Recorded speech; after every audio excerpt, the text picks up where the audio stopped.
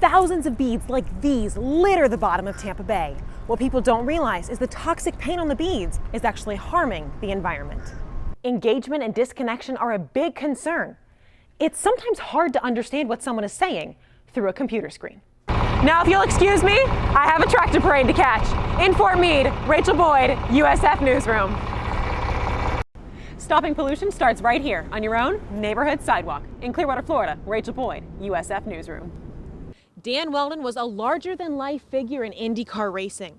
And although we lost him nearly 10 years ago, his legacy is already starting to burn up the track.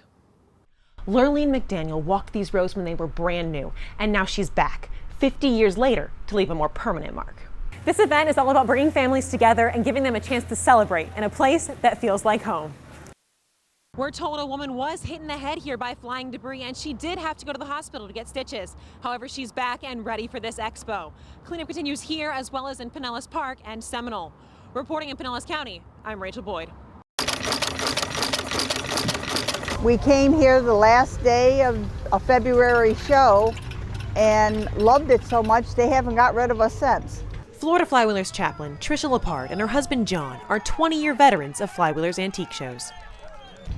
We had been pulling nationally, and one of the members here says, you really ought to go to check out Flywheelers while you're down in Florida. Flywheelers is an antique engine club that features things of the past for the generations of the future. Members display equipment of all kinds for the public to see. Grandfathers bring their children, and their children bring their children, so hopefully it sticks with us. Cushman Blevin is a longtime collector and antique enthusiast.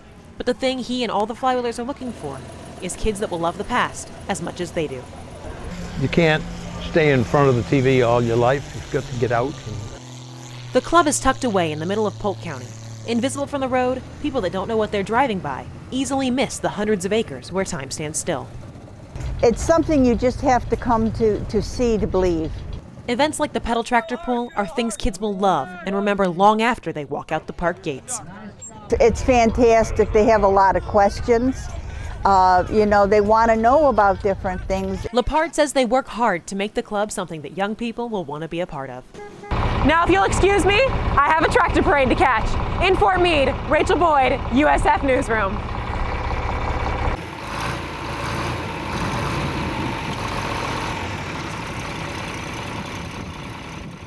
Thousands of beads like these litter the bottom of Tampa Bay.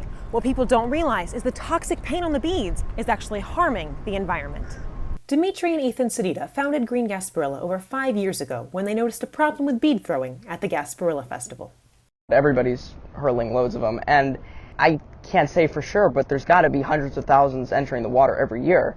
The pair first started pulling beads out of the water with regular fishing poles, but soon realized this problem was bigger than a hook at the end of a line. We're removing a couple thousand. That's amazing, but that's still hardly a drop in the bucket. When cell phone and GoPro footage just wouldn't cut it anymore, the boys resorted to using an underwater drone. They wanted to see just how many beads lay at the bottom of the channel. For the past year, we've had the drone, which has been amazing, and now we have this footage, and it's no longer an out-of-sight, out-of-mind problem anymore. Green Gasparilla has hosted 2 diver cleanups trying to reach the beads, but unfortunately, they've only recovered a fraction of the total. You can have 10,000 divers in the channel, you would never get all the beads, because they move and they sink, and it's never going to happen. So we need to, stop it at the source. Green Gasparilla has one goal and a clear way to achieve it. We want people to stop throwing beads over the water. It's pretty simple. Sedita says the only way to prevent the beads from polluting the water is to not put them there in the first place. Reporting for Florida Focus, I'm Rachel Boyd. There's a general misconception that people have that you can throw things down storm drains. Neighborhoods coordinator for the City of Clearwater, Juliana Green, is the head of a program designed to reduce the amount of trash entering storm drains. People think that the water that flows down storm drains goes to a wastewater treatment plant, and it doesn't. It goes directly out to the Gulf or to the bay. Clearwater launched the Storm Drain Mural program last October. Since then, 50 murals have been added to the city's sidewalks. And it's just getting started. I just really found this opportunity as a way to get the people out in the community and help them claim responsibility for the area that they live in. Miranda Douglas is the executive director of Families and Youth Initiatives, Inc., an organization focused on building up communities. The neighborhoods FYI works with struggle with flooding because of litter blocking storm drains. they'll look back and see that they were able to be a part of something effective for their community, something positive. The City of Clearwater has removed all roadblocks for participation by providing all the supplies for free. Green calls it placemaking and encourages everyone to participate, regardless of your artistic talent. This is my neighborhood. I live here and I want to make it a better place. Douglas and her team have fully embraced the mission of the program. This is literally for the community, by the community, and we're just hoping to see some good things come from it. Stopping pollution starts right here on your own neighborhood sidewalk. In Clearwater, Florida, Rachel Boyd, USF Newsroom.